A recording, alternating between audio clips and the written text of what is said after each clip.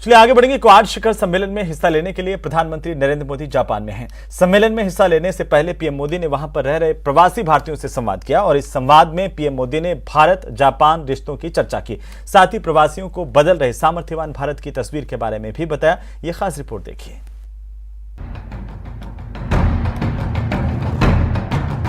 Tokyo में सोमवार को जब पीएम मोदी प्रवासी भारतीयों से मिलने पहुंचे तो पूरा सभागार मोदी मोदी और जय श्री राम के नारों से गूंज उठा।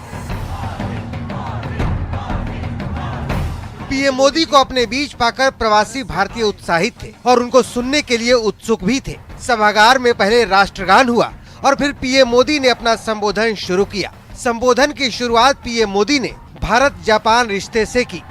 भारत और जापान नेचुरल पार्टनर है। भारत की विकास यात्रा में जापान की महत्वपूर्ण भूमिका रही है। जापान से हमारा रिश्ता आत्मीयता का है, अध्यात्म का है। जापान से हमारा रिश्ता सहयोग का है, अपनेपन का है। दोनों देशों के रिश्तों की बात करते हुए पीएम मोदी ने भगवान बुद्ध का जिक्र किया और कहा कि बुद्ध के शांति मार्ग पर चलकर ही मानवता बच सकती है। आज की दुनिया को भगवान बुद्ध के विचारों पर, उनके बताए रास्ते पर चलने की शायद पहले से ज्यादा जरूरत है। यही रास्ता है जो आज दुनिया की हर चुनौती, चाहे वो हिंसा हो, अराजकता हो, आतंकवाद हो, क्लाइमेट चेंज हो, इन सब से मानवता को बचाने का यही मार्ग है। अपने संवाद में पीएम मोदी ने प्रवासी भारतीयों से बदले हुए सामर्थ्यवान भारत के बारे में बताया। साथ ही भारत को नई ऊंचाई पर ले जाने का संकल्प दोहराया। हिंदुस्तान को हमें कहां पहुंचाना है, किस ऊंचाई को प्राप्त करना है, विश्व में हमारे झंडा कहां कहां कैसे कैसे गाड़ना है, आज हिंदुस्तान उस रोड मैप तैयार करने पर लगा हुआ है। यहाँ मोदी ने साफ किया कि संकल्प जरूर बड़े हैं, लेकिन वो इसे पूरा जरूर करेंगे, क्योंकि उनकी आदत पत्थर पर लकीर खींचने की है।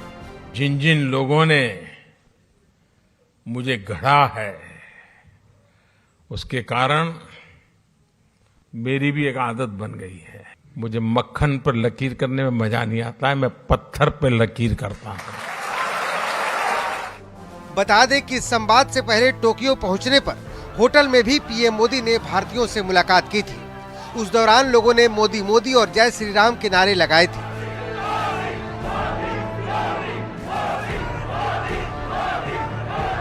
होटल में पीएम मोदी ने बच्चों से मुलाकात की और उनके बनाए पोस्टर और पेंटिंग्स पर हस्ताक्षर की। सोमवार को भारतीयों से मिलने के अलावा पीएम मोदी ने जापान के बड़े उद्योगपतियों से मुलाकात की। साथ ही इंडो पैसिफिक इकोनॉमिक फ्रेमवर्क की बैठक में शामिल हुए। इस बैठक में अमेरिका के राष्ट्रपति, जापान और ऑस्ट्रेलिया के प्रधानमंत्री मौजूद रहे। बैठक में स्वच्छ ऊर्जा, सप्लाई चेन और डिजिटल व्यापार जैसे क्षेत्रों में सहयोग पर चर्चा हुई। मंगलवार को पीएम मोदी क्वाड की बैठक में शामिल होंगे। साथ ही अमेरिकी राष्ट्रपति, जापान और ऑस्ट्रेलिया के प्रधानमंत्रियों के साथ द्विपक्षीय वार्ता भी करेंगे। Bureau report, news 18 network.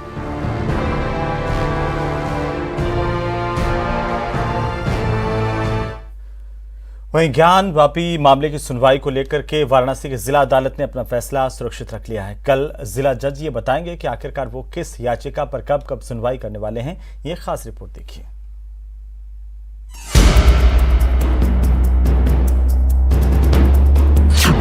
ज्ञान वापी की सुनवाई पर फैसला सुरक्षित। कब किस याचिका पर सुनवाई, कल होगा तय।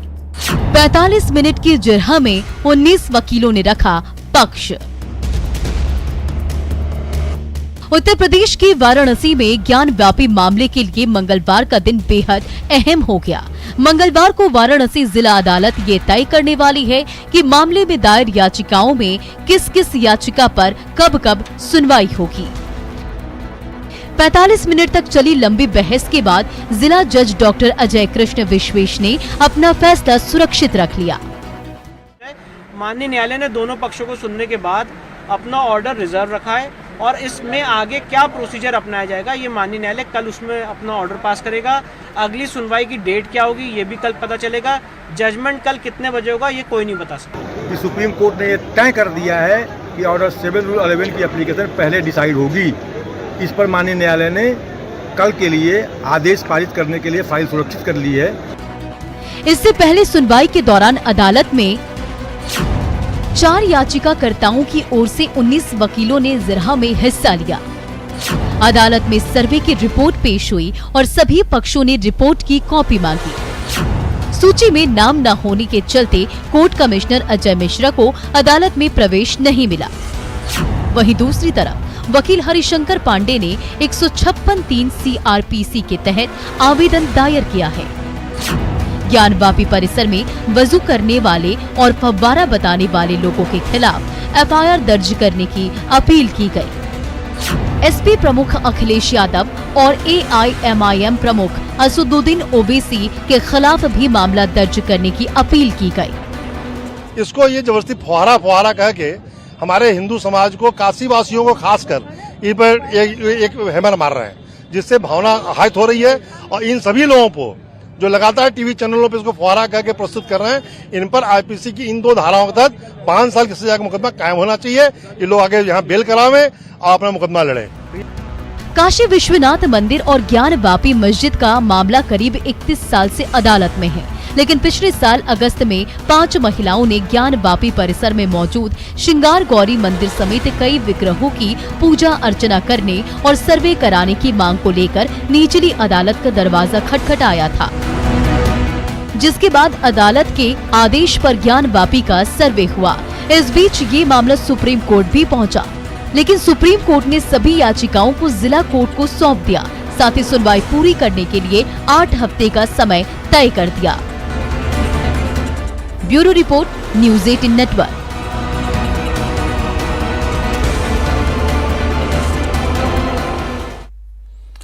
तो वहीं ज्ञानवापी मामले को लेकर उमा भारती ने कांग्रेस पर निशाना साधा। न्यूज़ 18 पर खास बातचीत में उमा भारती ने कहा है कि कांग्रेस में चरमपंथियों को बढ़ावा मिला है, वे तुष्टीकरण की राह पर चल रहे हैं। राहुल गांधी कह रहे हैं कि बीजेपी ने ऐसा माहौल बना दिया है कि केरोसिन छिड़क दिया है बीजेपी ने, सिर्फ एक चिंगारी की जरूरत है और हम बड़ी परेशानी में पड़ जाएंगे। यानी उनका कहना है कि आप केरोसिन डाल रहे हैं, चिंगारी लगेगी तो आग लग जाएगी। उन्होंने पहले भी बयान दिया था कि मेरी बात अभी नहीं मानोगे, इस देश के अंदर बड़े बुरे हालात हो जाएंगे। अब उन 2 बातें हैं, एक तो केरोसिन की, तो क्या है, राजीव गांधी की पार्टी जो है ना केरोसिन छिड़कने की एक्सपर्ट है। इनने 10,000 सिखों को भूना है केरोसिन डाल करके दिल्ली में। अब आई दूसरी बात कि पूरे देश में केरोसिन डाल रही है भारतीय जनता पार्टी। नहीं, हम तो अमृत छिड़क रहे हैं, एकता का और सद्भावना का और प्रेम का संदेश। अयोध्या का पूरा मसला शांति से सुलझ गया है। काशी के सर्वे के लिए सामान पूरा पहुंच गया है कोर्ट में, जो भी सर्वे की रिपोर्ट है वो पहुंच गई है। मथुरा के मसले में भी स्पष्ट दिखता है कि ये कृष्ण की जन्मभूमि है। इसलिए केरोसिन छिड़कने के लिए अगर कोई प्रयास कर रहा है तो वो राहुल गांधी कर रहे हैं और वो भारत से बाहर जाकर के बोल रहे हैं। तो वहीं कांग्रेस के नेता आचार्य प्रमोद कृष्णम ने भी सपा नेता अखिलेश यादव और राजस्थान के मुख्यमंत्री अशोक गहलोत पर निशाना साधा। प्रमोद कृष्णम ने कहा कि चाहे अखिलेश यादव हो या फिर अशोक गहलोत, शिवलिंग को तमाशा नहीं कहा जा सकता। शिवलिंग का मखौल या उसका मजाक नहीं उड़ाया जा सकता। ये हमारे लिए कोई राजनीति का विषय नहीं है। हमारी पार्टी के सर्वोच्च नेता हैं राहुल गांधी जी, वो खुद कह चुके हैं कि वो एक शिव भक्त हैं और सनातन धर्म सभी धर्मों का सम्मान करने की शिक्षा देता है, लेकिन अपने धर्म का अपमान करने की अनुमति नहीं देता। चाहे अखिलेश यादव जी हों, चाहे आदरणीय अशोक गहलोत जी हों, शिवलिंग को तमाशा नहीं बताया जा सकता है। ये करोड़ों हिंदुओं की आस्था का विषय है। और यहाँ रुकेंगे एक छोटे से ब्रेक के लिए, चल उठे।